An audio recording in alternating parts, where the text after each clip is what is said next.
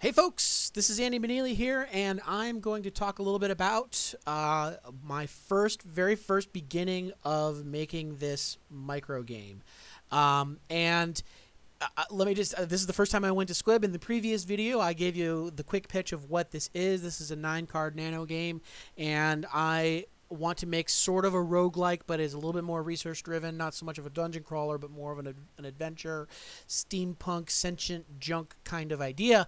And so there's going to be some roguelike elements, but there's also going to be some other unique things about this. And so what I did is last night I was up late working on this, and I thought I would document. So here's what I have. This is what I have now. So in about 2 hours, this is about what I was able to create. As you can see, I've pretty much made most of the cards.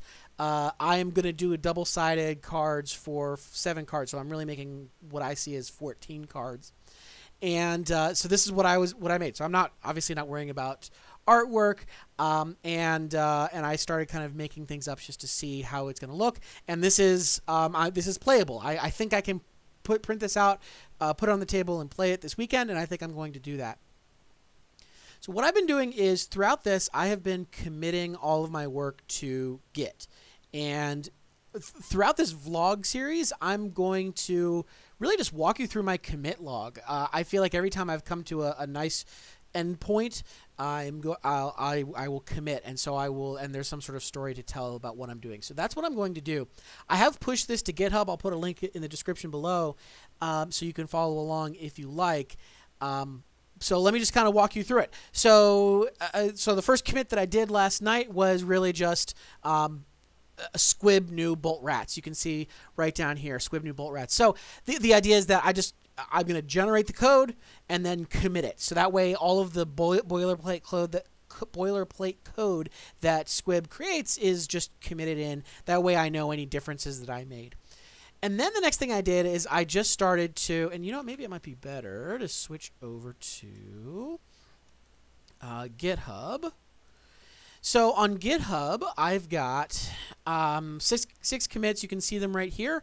And so the first thing I did is I just want to get my ideas down. So the first thing I did is I put in some debugging stuff in Ruby 2.4, and I just started to get the ideas down. So I started off by going to fantasy.yaml. This is a built-in layout in Squib, and so it's kind of loosely based on Magic the Gathering or really any other layout for fantasy games. And it kind of had what I wanted. I didn't want to futz with XY coordinates so much right at the beginning. I just wanted to get my ideas down. But then I also put in my own layout. That's where the layout.yaml comes in. And I started the game off in CSV. And I don't know if that was a good idea. Usually I start off with Excel, and I stick with Excel. And really Excel is what gives me everything that I need. But this time I decided to goof around with the Atom text editor plugin called Tabler, which is this thing that lets you edit CSVs in a table format. So this is a CSV file, but you can edit it like an Excel file, and I kind of like that because it's plain texty and that works well with Git and everything. But at the same time, I don't know, I kind of didn't like the tool last night. I kind of was fighting with it. It's a little bit less intuitive than I like. So I'm thinking maybe pretty soon I'm going to switch to Excel. And actually, really pretty soon, I'm actually going to start doing some economy calculations on my resources anyway, and for that, I'm going to need Excel. So eventually, I'm going to have to switch to Excel. It's only a question of when. But again, I want to get these things done. So I brought it in all from the CSV, and really, I actually felt like I spent most of the time last night writing the CSV, like writing the content, like coming up with creature names and stuff. And for right now, I actually have a lot of the mechanics in mind that I've used in other games that I want to kind of adapt. And so right now I'm actually really thinking about kind of the world that I want to create.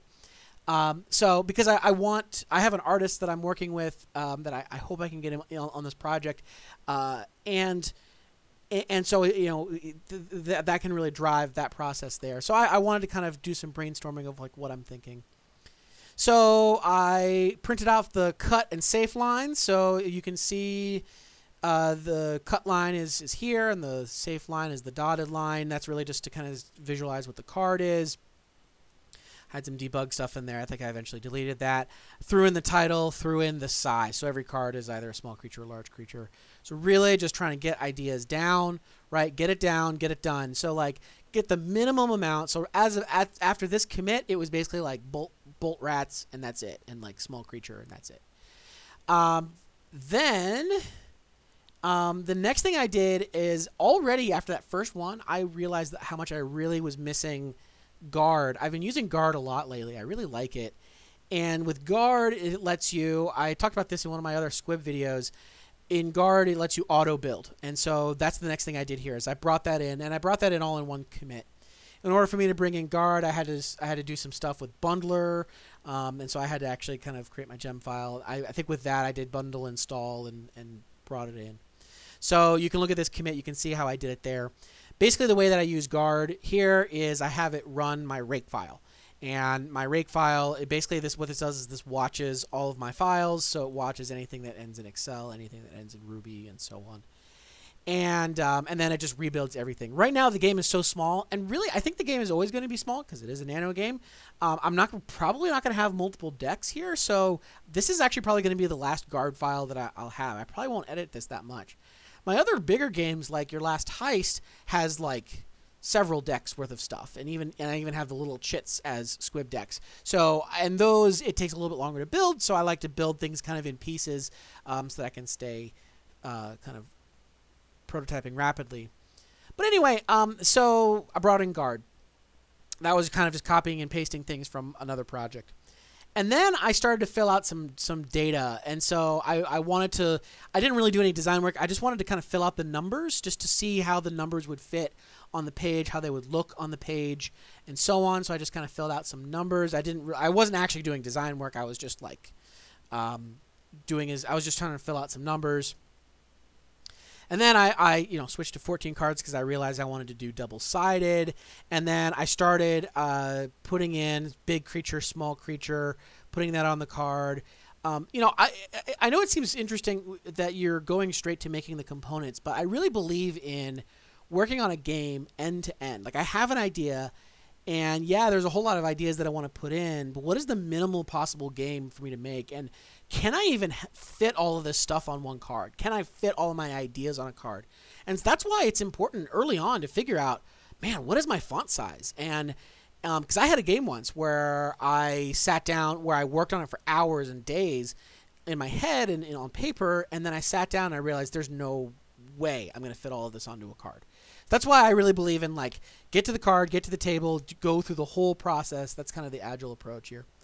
And then I decided to start figuring out how I'm going to cram some of this stuff on. So I know every creature wants to have has a certain amount of fabric, metal, oil. Those are the three resources that are going to be on creatures. The fourth resource, duct tape. You can't scrap a creature and get duct tape because duct tape is not reusable like it is in real life. So you're never going to have that. It's only going to be those three, but there's going to be duct tape separately. So I'm going to have three resources. How am I going to present those?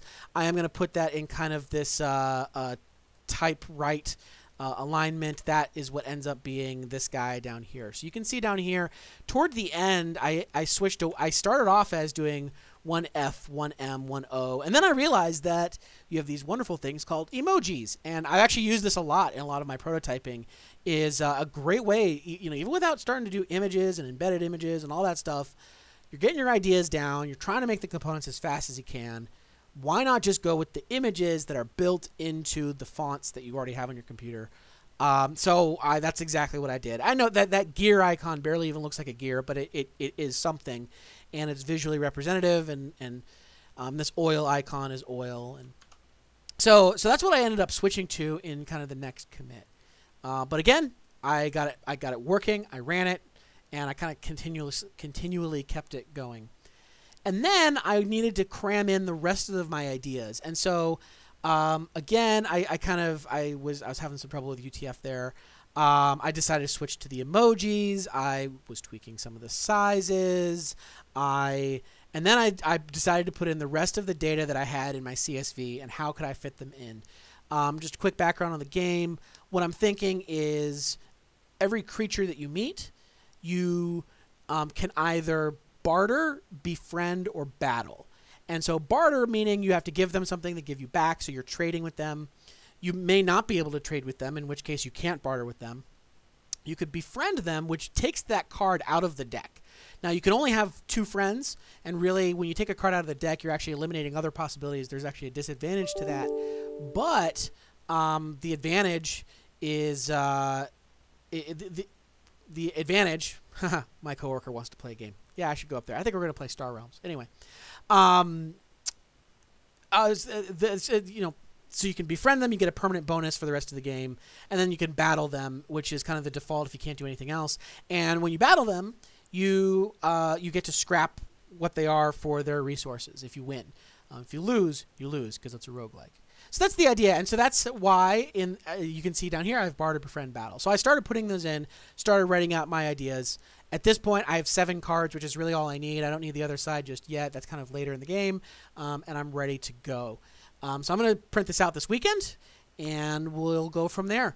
And that's Squib. So yeah, I'll let you know how this goes. Have a good weekend, or whenever you see this.